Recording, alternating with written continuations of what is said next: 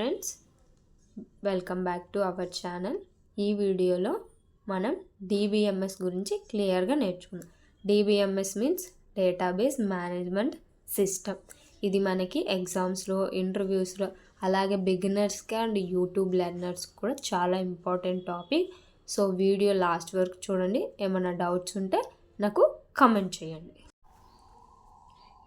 First point వచ్చేది మనకి a database management system is a software system used to store, manage, retrieve and organise the data efficiently. ఈ point meaning వచ్చే లోపల మనకి DBMS అంటే database management system. ఇది మనకి డేటాని స్టోర్ చేయడానికి, మేనేజ్ చేయడానికి, అలాగే రిట్రైవ్ చేయడానికి యూజ్ అయ్యే ఒక సాఫ్ట్వేర్ని మనం DBMS అంటాము. ఇదేం చేస్తుందంటే డేటాని సేఫ్గా ఆర్గనైజ్ చేసుకొని మనకు ఈజీగా యాక్సెస్ చేసుకోవచ్చు అన్నమాట. నెక్స్ట్ పాయింట్ వచ్చే లోపల it acts has an A interface between the user and the database. దీని మీనింగ్ ఏంటంటే యూజర్ అనేవాడు డైరెక్ట్గా డేటాబేస్ని అనేది యాక్సెస్ చేయలేడు, ఇలా డైరెక్ట్గా యాక్సెస్ చేయలేడు.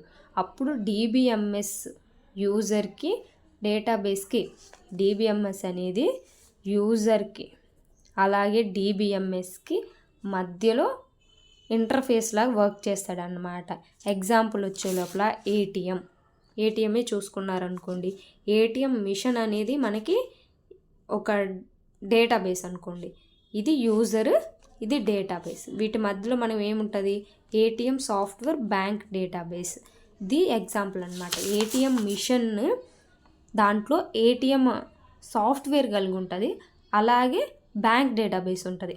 అప్పుడు మనకి ఏటీఎం మిషన్ అనేది యూజర్ అయితే ఏటీఎం సాఫ్ట్వేర్ అనేది DBMS అవుతుంది, అలాగే బ్యాంక్ డేటాబేస్ అనేది మనకి DBMS అవుతుంది. దీన్నే మనకి ఇంటర్ఫేస్ అని అంటాం అన్నమాట. నెక్స్ట్ వచ్చేలా వాట్ ఈస్ డేటా. డేటా అంటే మనందరికీ తెలిసిందే. డేటా రిఫర్స్ టు రా ఫ్యాక్ట్స్ అండ్ ఫిగర్స్. అంటే కంప్లీట్ మీనింగ్ అనేది ఉండదన్నమాట. ఎగ్జాంపుల్కి వచ్చి student name, roll number, marks etcetera, వీటన్నిటిని కలిపి మనము డేటా అని అంటారనమాట. ఈ డేటాని ప్రాసెస్ చేస్తే మనకి ఇన్ఫర్మేషన్ అనేది వచ్చుద్ది, దాన్నే డేటా అని అంటారనమాట. నెక్స్ట్ వచ్చే లోపల వాట్ ఈస్ డేటాబేస్. మనం డేటా అంటే ఏం చూసాం కాబట్టి ఇప్పుడు డేటాబేస్ అంటే ఏంటో చూద్దాం. దాని డెఫినేషన్ వచ్చే లోపల ఏ డేటాబేస్ ఈజ్ అని organised collection of related data stored in a structured way so that it can be easily accessed, managed and updated. దీని మీనింగ్ ఏంటంటే డేటాబేస్ అనేది రిలేటెడ్గా ఉన్న డేటాని కలెక్ట్ చేసుకుంటుంది, అలాగే డేటాని ప్రాపర్ స్ట్రక్చర్లో స్టోర్ చేస్తుంది అన్నమాట. అది ఎలాగా, ఈజీగా యాక్సెస్ చేసుకోవచ్చు, ఈజీగా మేనేజ్ చేయొచ్చు, అలాగే మనకి ఈజీగా అప్డేట్ కూడా చేయొచ్చు. దాని మీనింగే ఈ పాయింట్ మీనింగే అదనమాట. మనం ఈజీగా యాక్సెస్ చేసుకోవచ్చు, మేనేజ్ చేసుకోవచ్చు అండ్ అప్డేట్. దీన్నే మనం డేటాబేస్ అని అంటామన్న. దాని ఎగ్జాంపుల్ వచ్చే లోపల కాలేజ్ DB అంటే డేటాబేస్ అని రాసుకోండి. నేను DB అంటే షార్ట్కట్లో రాసుకున్నారు, మీరు మాత్రం ఫుల్గా రాసేసుకోండి. మీకు ఎగ్జామ్లో ఇలా రాస్తే మనకి మార్క్స్ అనేది వేయరన్నమాట. కాలేజ్ డేటాబేస్ అంటే దాంట్లో మనకి ఏమేమి ఉంటుంది, డేటా, స్టూడెంట్స్ ఉంటారు, టీచర్స్ ఉంటారు, కోర్స్ ఉంటుంది. అలాగే నెక్స్ట్ వచ్చేటప్పుడు బ్యాంక్ డేటాబేస్. మనకు బ్యాంక్ డేటాబేస్లో DBMSను భలే వాడతారండి. చాలా అంటే చాలా యూజ్ అవుతుంది మనకి బ్యాంక్లో. దీంట్లో ఎందుకంటే థౌజండ్స్ ఆఫ్ ట్రాన్సాక్షన్స్ అనేవి DBMS మీద బేస్ మీదే జరుగుతాయి అన్నమాట. దీంట్లో వచ్చే లోపల మనకి డేటా ఏముంటుంది, అకౌంట్స్ ఉంటారు, కస్టమర్స్, ట్రాన్సాక్షన్స్, ఇంకా ఎక్సెట్రా ఉంటుంది. లాస్ట్ వచ్చే లోపల హాస్పిటల్ DBMS అనేది కూడా మనకి DBMS ద్వారా వర్క్ అవుతుంది అన్నమాట. ఇది మొత్తం ఎంటైర్ DBMS మీదే బేస్ అయి ఉంటుంది. డాక్టర్స్, రిపోర్ట్స్, పేషెంట్స్, ఇలా దానికి సంబంధించినవన్నీ DBMS ద్వారా వర్క్ అవుతాయి. మనకి DBMSలో మెయిన్ టాపిక్ అనమాట what is DBMS, database management system అని అనుకోవచ్చు, లేదా ఫంక్షన్స్ ఆఫ్ DBMS అని కూడా అనుకోవచ్చు. ఈ DBMS is a software system. And మీకు ఇందాకలే చెప్పాను, మనకి DBMS అనేది ఒక సాఫ్ట్వేర్ సిస్టమ్ అనమాట. దీని ఫంక్షన్స్ వచ్చే లోపల క్రియేట్స్ ఏ డేటాబేస్, అంటే డేటాను అనేది క్రియేట్ చేస్తుంది. అలాగే స్టోర్స్ డేటాను అనేది స్టోర్ చేస్తుంది. థర్డ్ వచ్చే లోపల అప్డేట్ డేటా అంటే ఏంటి, ఇంతకులు క్రియేట్ చేసింది లేదా స్టోర్ చేసింది ఇంతకుముందు ఏదైనా డేటా ఉందంటే దాన్ని చేంజ్ చేయడానికి లేదా మోడిఫై చేయడానికి యూజ్ చేసేదాన్ని అప్డేట్ డేటా అంట. నాలుగోది వచ్చే డిలీట్స్ డేటా ఏదైనా వేస్ట్ డేటా ఉందనుకో లేదా దానివల్ల మనకి యూజ్ లేదనుకో దాన్ని డిలీట్ చేయడానికి డిలీట్స్ డేటా అనేది యూజ్ చేస్తుంది. తర్వాత రిట్రైవ్ అండ్ సెక్యూర్లీ అంటే ఇది మనకి ఏదైనా మళ్ళీ రీయూజ్ చేయొచ్చు అనేదాన్ని రిట్రైవ్ అంటారు. దీంట్లో డేటా అనేది సెక్యూర్గా ఉంటుంది. దీన్ని ఫంక్షన్స్ అయినా అనుకోవచ్చు లేదా మెయిన్ పాయింట్స్ అయినా అనుకోవచ్చు. మనకి ఎగ్జాంపుల్ వచ్చే లోపల DBMS సాఫ్ట్వేర్స్ ఏమేమి ఉన్నాయో చూద్దాం. MySQL, Oracle, SQL services, post general SQLs, MS access, ఇలా మనకి సాఫ్ట్వేర్స్ అనేవి మనకి DBMSలో కలిగి ఉన్నాయి అన్నమాట. ఎక్కువగా మనకి ఒరాకిల్ అనేది యూజ్ అవుతుంది, లైక్ టేబుల్స్ అలా యూజ్ చేయడానికి మనకి ఎక్కువగా ఒరాకిల్ అనేది DBMSలో యూజ్ చేస్తాం. తర్వాత నెక్స్ట్ది వచ్చే లోపల నీడ్ ఫర్ DBMS.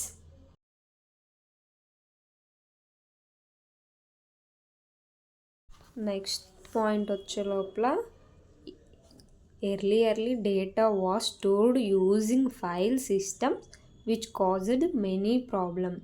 అంటే ఎర్లియర్ డేస్లో ఇంతకుముందు డేస్లో డేటా అనేది ఫైల్ సిస్టంలో స్టోర్ చేసేవాళ్ళు. బట్ ఫైల్ సిస్టమ్ వల్ల చాలా ప్రాబ్లమ్స్ అనేవి వచ్చాయి. ఈ ప్రాబ్లమ్స్ని సాల్వ్ చేయడానికి మనకి DBMS అనేది ఇంట్రడ్యూస్ చేశారు. Now let us see problems with file system one by one. Problems with file system దీంట్లో ఓవరాల్గా 7 ఉన్నాయి. ఫస్ట్ది డేటా రెడ్యూడెన్సీ ఏంటంటే సమ్ డేటాని మల్టిపుల్ ఫైల్స్లో స్టోర్ చేయడం. ఇది స్టోరేజ్ వేస్టేజ్ చేస్తుంది అండ్ కన్ఫ్యూజన్గా క్రియేట్ చేస్తుంది అనమాట. దాన్ని రెడ్యూడెన్సీ అంటారు, డేటా రెడ్యూడెన్సీ. నెక్స్ట్ ఇది వచ్చే లోపల డేటా ఇన్కన్సిస్టెంటీ అంటే ఏంటంటే డిఫరెంట్ ఫైల్స్లో సేమ్ డేటాని డిఫరెంట్ వాల్యూస్లో ఉండడం. ఎగ్జాంపుల్, ఒక స్టూడెంట్ మార్క్స్ ఒక ఫైల్లో డిఫరెంట్గా ఇంకొక ఫైల్లో డిఫరెంట్గా ఉంటాయి. మీకు ఎగ్జాంపుల్ చెప్పాలంటే కొంతమంది 10th ఒక డేట్ ఆఫ్ బర్త్, అలాగే ఆధార్లో ఒక డేట్ ఆఫ్ బర్త్, దాన్నే డేటా ఇన్కన్సిస్టెన్సీ అని అంటారనమాట. థర్డ్ది వచ్చే లోపల ప్యూర్ సెక్యూరిటీ అంటే ఫైల్ సిస్టంలో ప్రాపర్ సెక్యూరిటీ అనేది ఉండదు. ఎనీవన్ డేటాని చేంజ్ చేయొచ్చు, అలాగే డిలీట్ కూడా చేయొచ్చు అనమాట. నాలుగోది వచ్చే లోపల డిఫికల్ట్ డేటా యాక్సెస్. ఇదేంటంటే లార్జ్ ఫైల్స్లో డేటాని సెర్చ్ చేయడానికి చాలా డిఫికల్ట్ ఉండేది, టైం ఎక్కువ పడేది. దాన్ని డిఫికల్ట్ డేటా యాక్సెస్, ఇది ఒక ప్రాబ్లం అనమాట. Next no backup and recovery. File అనేది డిలీట్ అయితే ఆర్ సిస్టమ్ క్రాష్ అయితే డేటా అనేది పర్మనెంట్గా లూజ్ అవుతుంది అనమాట. దాన్ని నో బ్యాకప్ అండ్ రికవరీ అని అంటాం అనమాట. నెక్స్ట్ వచ్చే లోపల 6th no multiple user access అంటే ఒకసారి ఒకటే యూజర్ మాత్రమే యాక్సెస్ చేయగలడు. మల్టిపుల్ యూజర్స్ సమ్ టైమ్స్లో వర్క్ చేయలేరన్నమాట. దాన్నే నో మల్టిపుల్ యూజర్ యాక్సెస్ అంట. నెక్స్ట్ వచ్చే లోపల డేటా ఐసోలేషన్ అంటే ఏంటంటే డేటాని డిఫరెంట్ ఫైల్స్ సపరేట్ అయి ఉంటుంది. కంప్లీట్గా ఇన్ఫర్మేషన్ ఒక ప్లేస్లో దొరకదు. దాన్నే డేటా ఐసోలేషన్ అని అంటారు. ఈ ప్రాబ్లమ్స్ అన్నిటినీ ఓవర్కమ్ చేయడానికి DBMSని యూజ్ చేస్తారు. DBMSలో డేటాని సెక్యూర్గా, ఆర్గనైజ్డ్గా అండ్ ఈజీ టు యాక్సెస్గా మెయింటైన్ చేస్తుంది. వల్లే మనకి DBMS అనేది ఇంట్రొడ్యూస్ చేశారు. ఫైనల్గా చెప్పాలంటే నీడ్ ఫర్ డేటాబేస్ ఏంటంటే మనకి ఫైల్ సిస్టంలో ప్రాబ్లమ్స్ అన్నిటినీ సాల్వ్ చేయడానికి నీడ్ ఫర్ డేటాబేస్ని యూజ్ చేస్తారనమాట. మీకు ఈ వీడియో నచ్చినట్టయితే లైక్ చేయండి, షేర్ చేయండి, అలాగే మన ఛానల్ని సబ్స్క్రైబ్ చేసుకోండి. మీకు ఈ మొత్తం ఓల్డ్ ఎక్స్ప్లెనేషన్లో ఏమైనా డౌట్ ఉంటే నాకు కమెంట్ చేయండి, నేను ఖచ్చితంగా కమెంట్కి రిప్లై ఇస్తాను. లేదా మీకు ఏదైనా కోడింగ్ క్లాస్ అర్థం కావట్లేదు, మాకు ఇలా ఎక్స్ప్లెయిన్ చేయండి అని నాకు కమెంట్ చేసినా నేను ఆ సబ్జెక్ట్ పరంగా మీకు ఎక్స్ప్లెయిన్ చేస్తాను. నెక్స్ట్ వీడియోలో మనం డిబిఎంఎస్ క్యారెక్టరిస్టిక్స్ అలాగే దాని యొక్క అడ్వాంటేజెస్ డీటెయిల్గా ఎక్స్ప్లెయిన్ చేస్తాను. Thank you for watching this video.